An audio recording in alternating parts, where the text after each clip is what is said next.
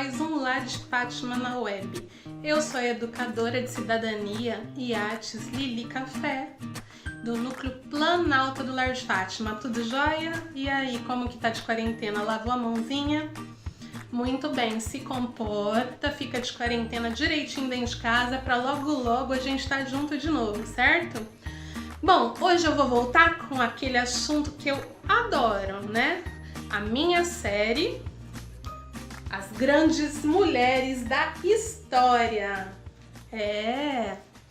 Então, hoje a gente vai falar sobre uma musa, uma guerreira, uma personagem internacional. O nome dela é Joana d'Arc.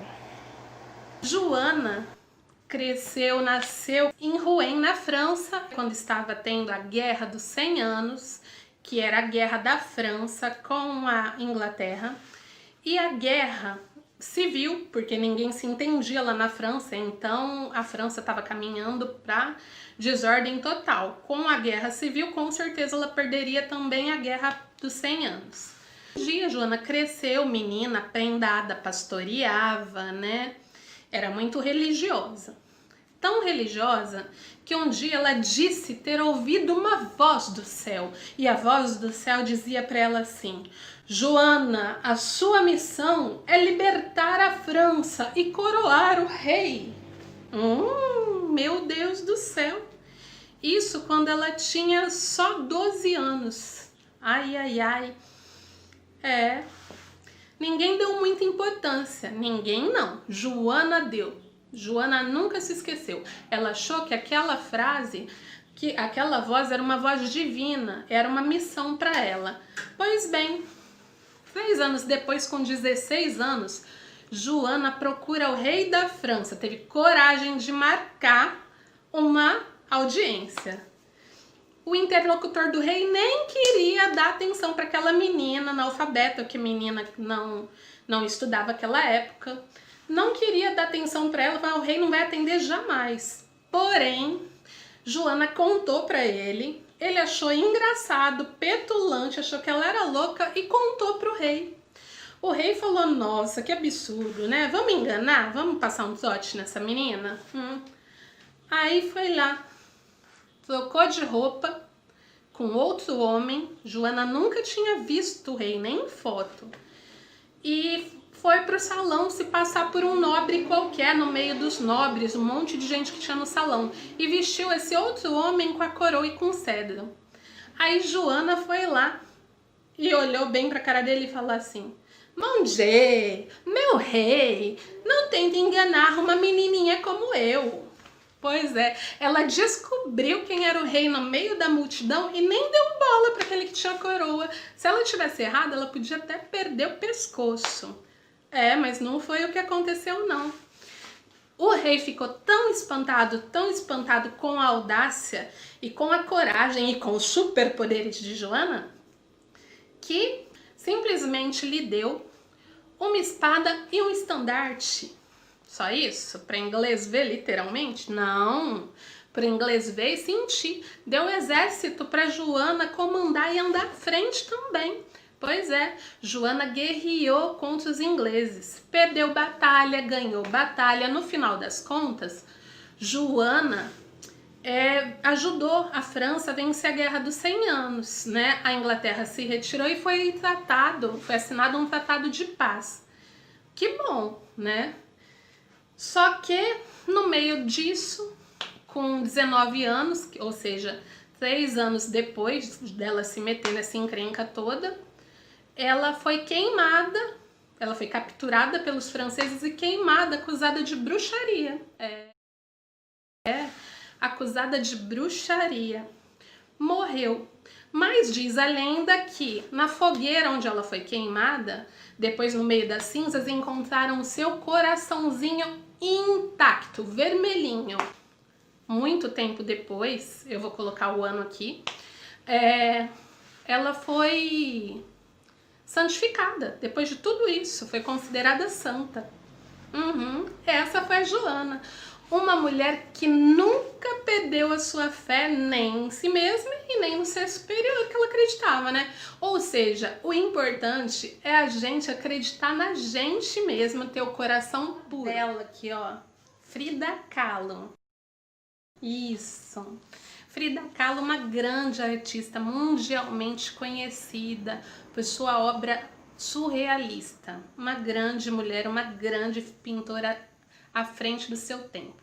Ela nasceu no México, filha de um húngaro, um fotógrafo húngaro, com uma filha descendente direta de nativos do México, ou seja, índios, né? E é legal a gente falar isso porque Frida depois homenageia, tem uma ligação direta na obra de Frida com esses pais, com essa descendência dela. Bom, Frida nasceu com 6 anos depois, ela contraiu poliomielite, o que deixou uma sequela no seu pé, então ela já era manca, né? Mesmo assim, Frida cresceu bonita e sedutora para os padrões da época, né? Ela sedutora? Não sei. Ela tinha sobrancelha grossa e unida, monocelha, como dizem hoje, como dizem alguns por aí. Porém, a personalidade e a inteligência de Frida a deixavam irresistível. E ela era bem namoradeira. Então, quando ela tinha 18 anos, aconteceu uma coisa que marcaria a vida de Frida para sempre. Um grave acidente de bonde. E ela ficou dilacerada.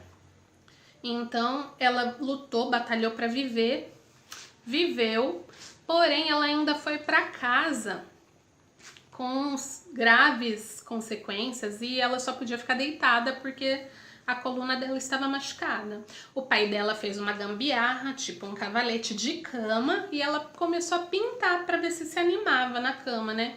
A partir daí, a Frida, que tinha aprendido a pintar lá cedo e já gostava muito de retratos, porque o pai dela era retratista e ensinou ela a pintar porque ele retocava retratos na mão, que era muito comum na época.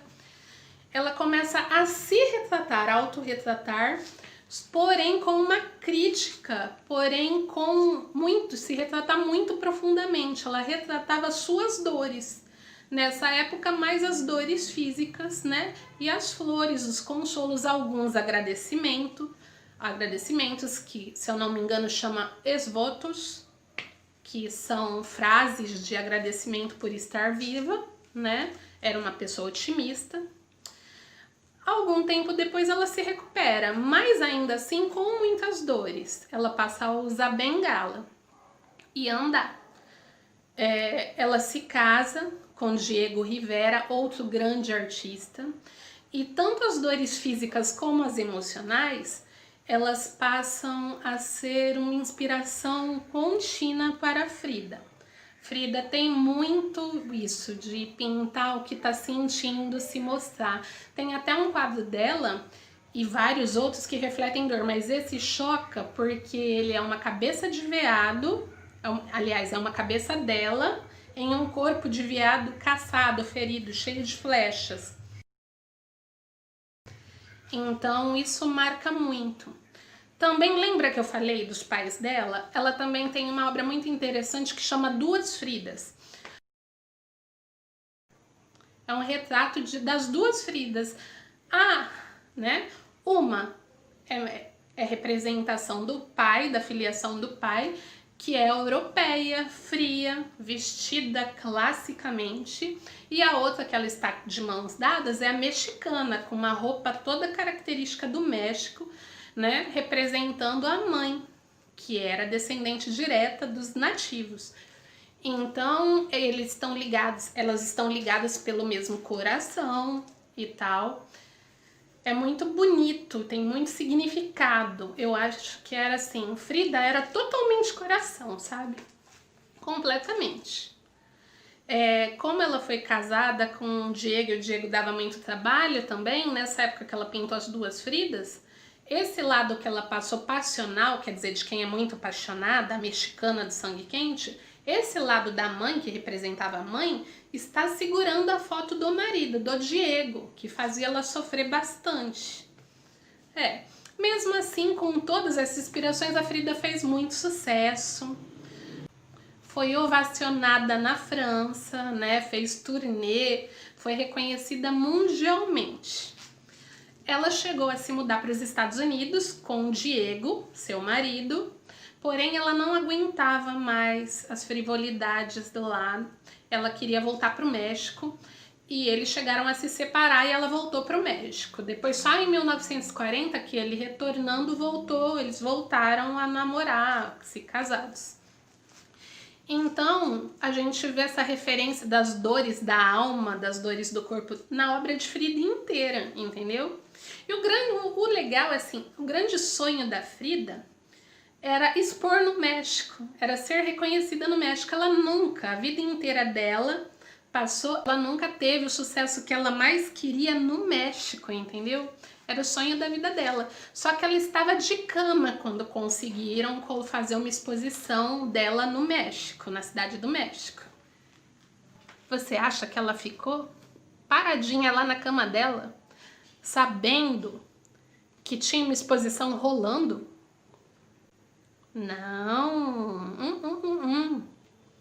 Ela, mesmo com o médico proibindo, com o marido proibindo, ela arrumou um monte de cara, um monte de homem forte, um caminhão, fez colocarem a cama dela em cima, ela com a cama dela em cima do caminhão, foi para o museu, entrou no museu e foi aplaudida, deitadinha na cama dela dentro do museu.